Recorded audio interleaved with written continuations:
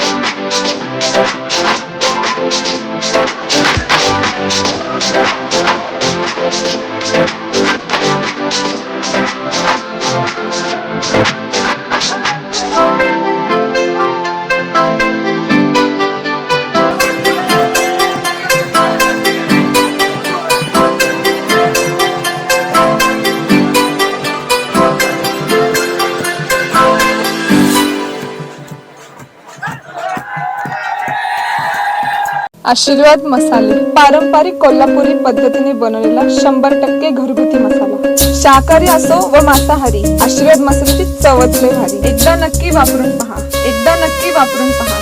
आशीर्वाद मसाले, आशीर्वाद कोल्हापुरी मसाला एकदा नक्की वापरून पहा.